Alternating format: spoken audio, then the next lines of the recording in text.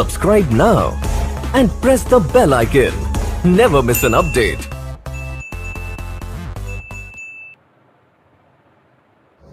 Hello student, welcome in my YouTube channel Target with Arjun.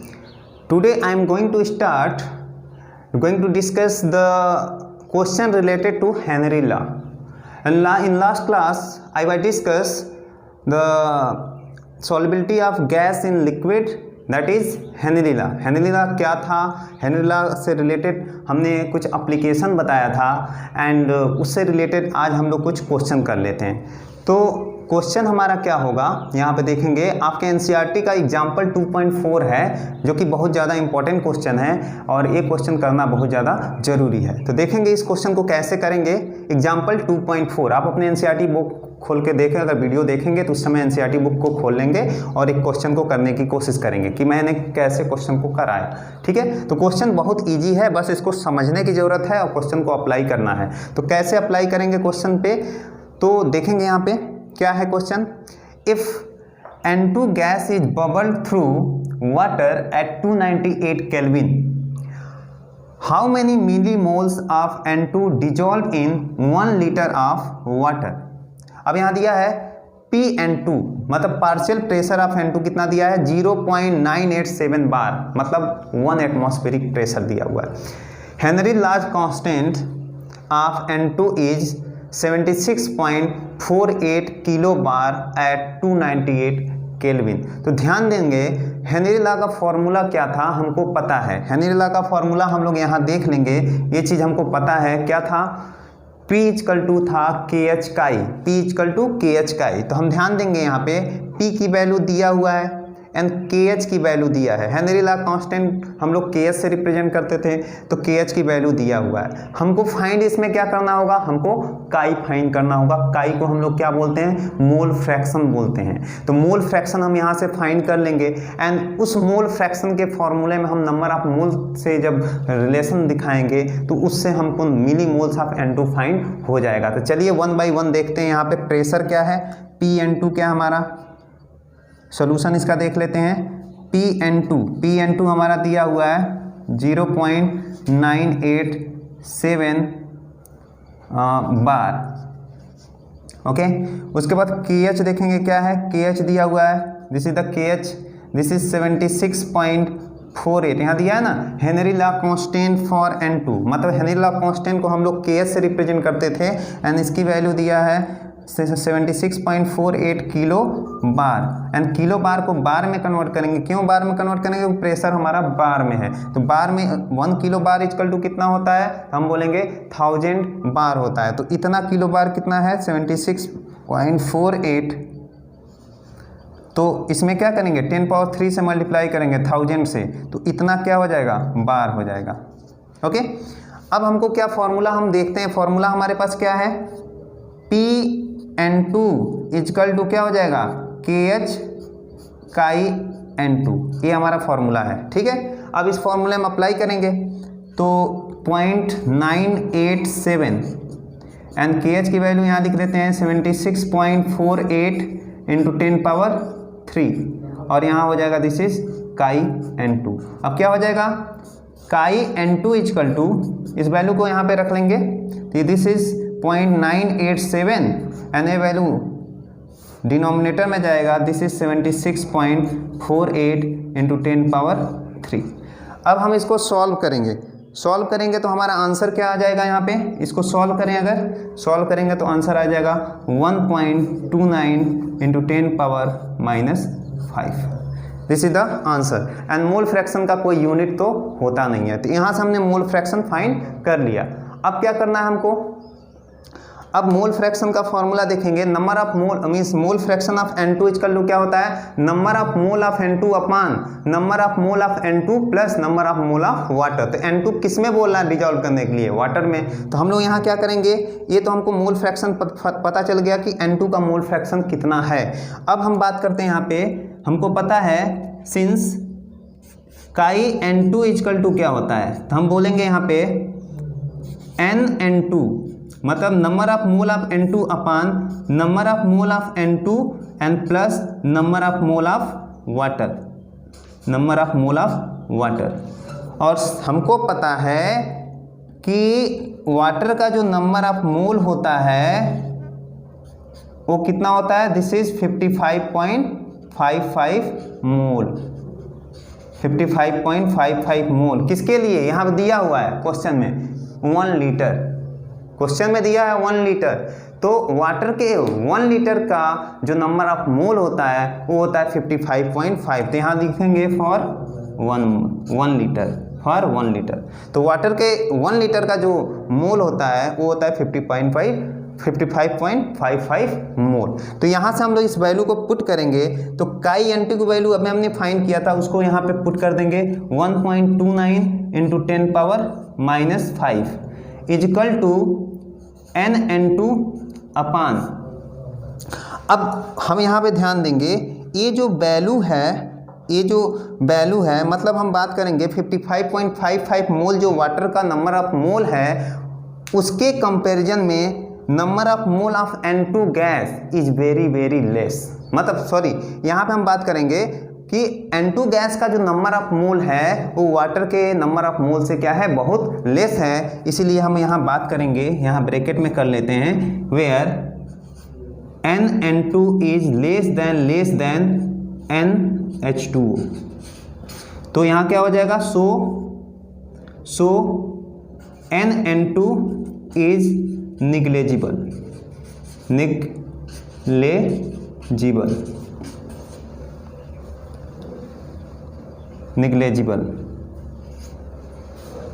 Negligible. Okay, तो यहाँ पे हम बात करेंगे क्या होगा, NH2O।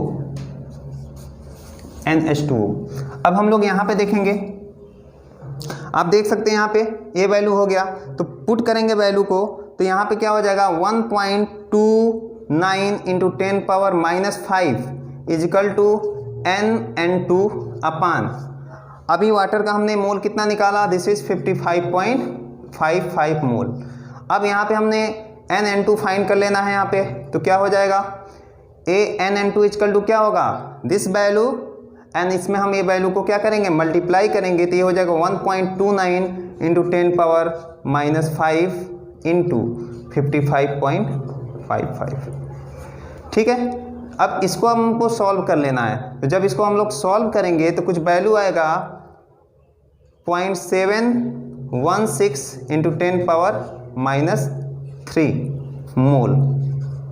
ये नंबर ऑफ मोल किसका आ जाएगा, N2 का। हमको क्या फाइंड करना है कि मिली मोल्स ऑफ N2, हमको फाइंड करना है मिली मोल्स ऑफ N2। तो यहाँ पे नंबर ऑफ मोल आ गया, तो हमको पता है, तो मिली मोल में कन्वर्ट करना होता है तो हम लोग क्या करते हैं कि 1 मोल इक्वल टू क्या होता है 10⁻³ मतलब 1000 मिली मोल। तो हम क्या करेंगे, इसमें 1000 से मल्टीप्लाई करेंगे तो आंसर हो जाएगा कुछ 0.716 इंटू 10⁻³ इंटू 10⁻3। तो 10⁻³ से 10⁻³ कैंसिल हो गया, बचेगा क्या 0.716 मिली मोल। ये आपका फाइनल आंसर हो जाएगा, this is your final answer. Question को समझ लें, तो क्या है यहाँ पे क्वेश्चन में पूछ रहा है कि N2 का हमको क्या निकालना है, मिली मोल्स निकालना है कि N2 का कितना मिली मोल होगा जब हम 1 लीटर सोल्यूशन में उसको हम लोग 1 लीटर वाटर में हम उसको क्या कर रहे हैं, डिजोल्व कर रहे हैं। और प्रेशर दिया हुआ है, पार्शियल प्रेशर ऑफ N2 दिया है 0.987 बार। हेनरी लॉ कांस्टेंट भी दिया है, तो हमको पता है हेनरी लॉ कांस्टेंट प्रेशर और मोल फ्रैक्शन का रिलेशन क्या था, तो हमको पता है ये फॉर्मूला कि P इक्वल टू KH काई होता है।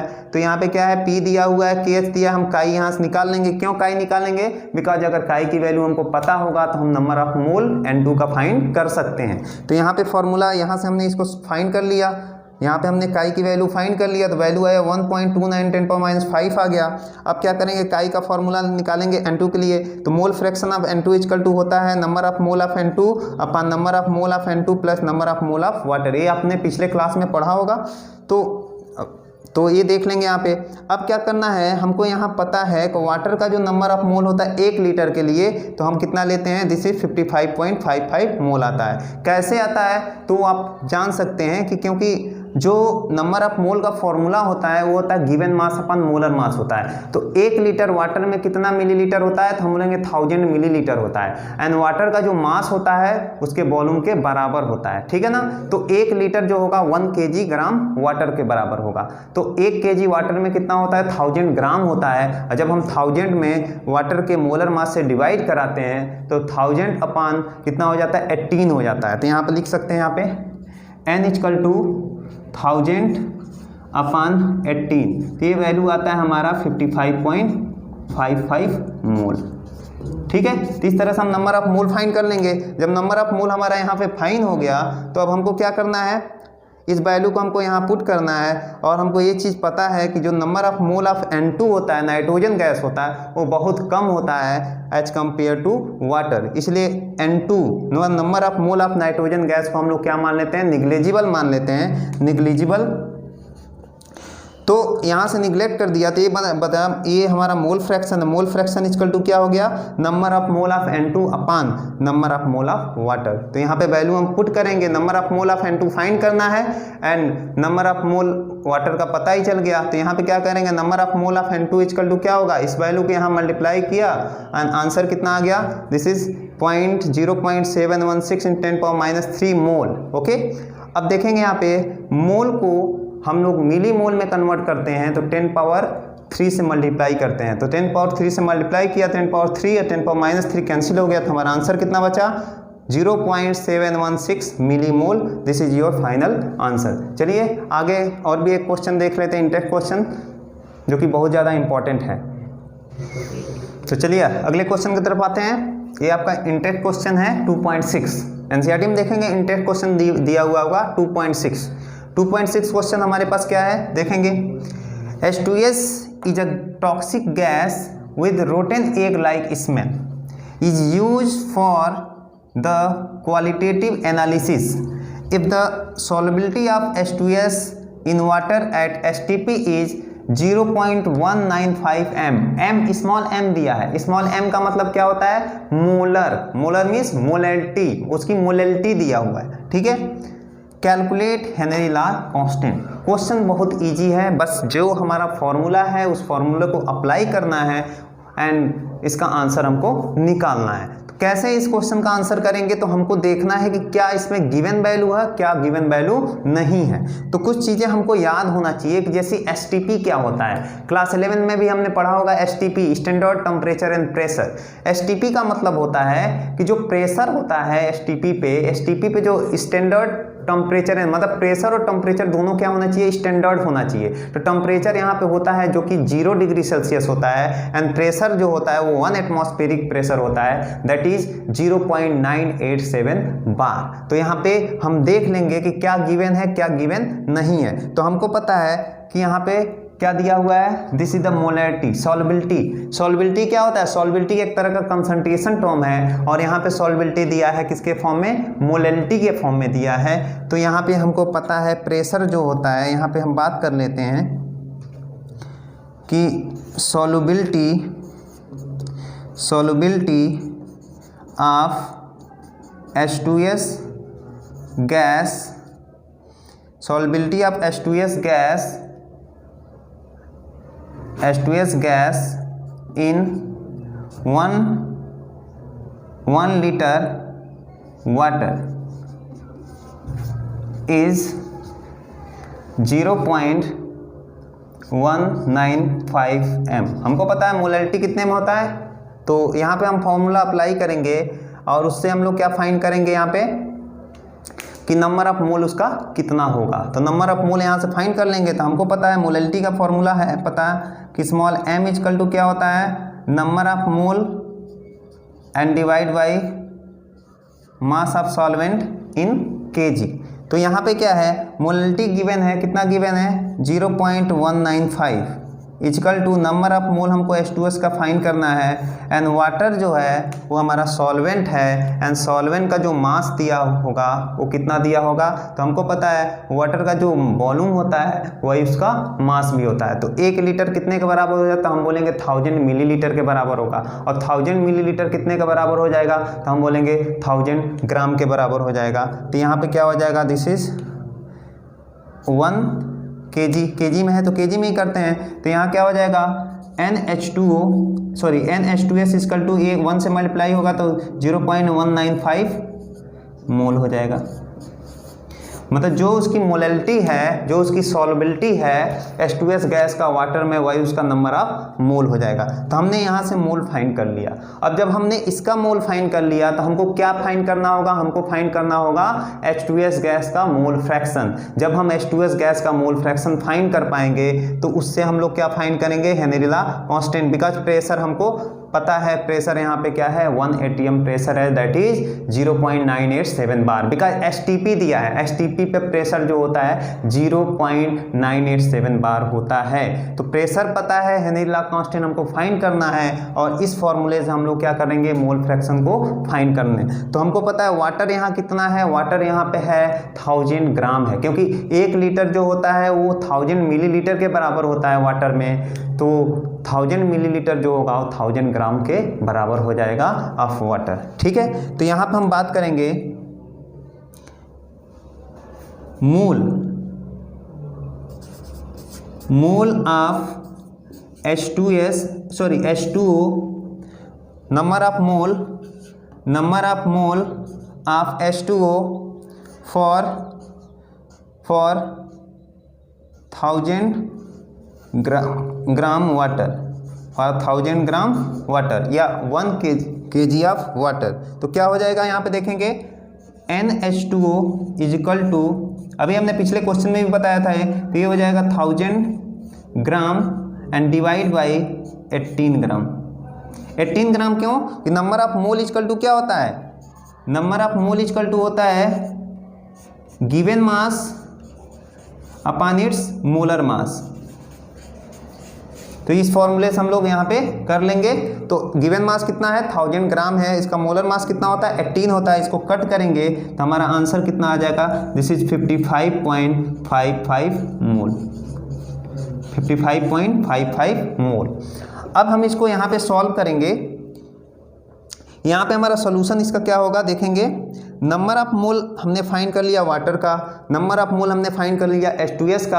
अब हमको क्या फाइंड करना है, मोल फ्रैक्शन ऑफ H2S। तो हमको पता है मोल फ्रैक्शन का फॉर्मूला पता है, mole fraction H2S equal to क्या हो जाएगा, number of mole of H2S divide by number of mole of H2S plus number of mole of water. ठीक है, तो यहाँ से हम H2S का नंबर ऑफ मोल रखेंगे तो कितना दिया है 0.195 डिवाइड बाई 0.195 एंड प्लस 55.55। ठीक है, अब इन दोनों को हम लोग सॉल्व कर लेते हैं। अगर सॉल्व करेंगे तो हमारा आंसर आ जाएगा 0.0035।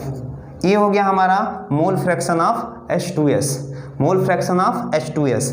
अब इस मोल फ्रैक्शन ऑफ H2S को हम लोग हेनरी लॉ वाले इक्वेशन में इसको अप्लाई करेंगे तो हम लोग फाइनली आंसर पा जाएंगे हेनरी लॉ कांस्टेंट का। तो जैसे हमने इक्वेशन को हम लोग लिखेंगे PH2S is equal to KH काई H2S। तो P की वैल्यू हमको पता है, फॉर P हमारा क्या है, फॉर सिंस एट STP यहाँ देख लेंगे P इक्वल टू क्या होता है 0.987 बार। STP दिया हुआ है, यहाँ देखेंगे कहीं पे STP यहाँ पे दिया हुआ है क्वेश्चन में, एट STP सी। तो STP पे जो प्रेशर होता है वो 0.987 बार होता है, और इसकी जो वैल्यू होता है वो 1 एटमॉस्फेयर के बराबर होता है। तो यहाँ पे P के जगह पर हम लिखेंगे 0.987। KH की वैल्यू हमको फाइंड करनी है, और काई की वैल्यू हमने H2S का भी काई की वैल्यू यहाँ निकाला था, कहाँ गया दिस इज 0.0035। अब इस वैल्यू को पुट करें, यहाँ पुट KH, तो KH इक्वल टू क्या हो जाए 0.987 एंड डिवाइड बाई ये वैल्यू आ जाएगा डिनोमिनेटर में, तो दिस इज 0.0035 एंड फाइनली जो आंसर निकल के आएगा दिस इज 282 बार। तो आप देख सकते हैं कि क्वेश्चन को हमने कैसे किया हुआ है। ये दिस इज बहुत सिंपल मेथड है ये। और कैसे हमने किया, पहले कुछ नहीं करना है, इसमें देखना है कि क्या गिवन है क्या गिवन नहीं है। अगर हम देखेंगे यहाँ पे प्रेशर, अगर एसटीपी बात कर रहा है तो प्रेशर हमको गिवन नहीं रहेगा, हम एसटीपी से पता करेंगे कि यहाँ पे प्रेशर क्या हो सकता है। और यहाँ पे क्या है, मोलैलिटी दिया है, तो इस मोलैलिटी से हम लोग फाइंड कर लेंगे, नंबर ऑफ मोल फाइंड कर लेंगे। और जब नंबर ऑफ मोल फाइंड हो जा रहा है तो उससे हम लोग क्या फाइंड करेंगे, मोल फ्रैक्शन। क्यों मोल फ्रैक्शन फाइंड कर रहे हैं, प्रेशर पता है और मोल फ्रैक्शन फाइंड करेंगे तो हम KH निकाल सकते हैं, क्योंकि हेनरी लॉ का यही इक्वेशन होता है कि P = KH का E। तो इस तरह से हम लोग इस क्वेश्चन को सॉल्व किए आंसर को। तो इसी तरह से बहुत सारे क्वेश्चन दिए हुए हैं। एक और क्वेश्चन इसके बाद है 2.7, आप लोग घर पे खुद सॉल्व करिएगा एनसीईआरटी बुक से। एंड इस क्वेश्चन को आप एक बार देख लेंगे, वीडियो को स्किप मत करिएगा, देखते रहिएगा। और नेक्स्ट टर्म पे हम लोग स्टार्ट करेंगे कि वेपर प्रेशर क्या होता है और राउथ लॉ क्या होता है। और वेपर प्रेशर में हम लोग पढ़ेंगे उसमें कि जैसे कि हमने अभी तक पढ़ा था कि सॉलिड इन लिक्विड में सॉल्युबिलिटी क्या होता है, गैस का लिक्विड में सॉल्युबिलिटी क्या होता है, लेकिन अब पढ़ेंगे हम लिक्विड का लिक्विड में सॉल्युबिलिटी क्या होता है। तो चलिए ये चीज़ हम नेक्स्ट क्लास में पढ़ेंगे। एंड अगर वीडियो पसंद आया तो please like, comment and subscribe my channel and press the upper bell icon and share to your friend also. Thank you.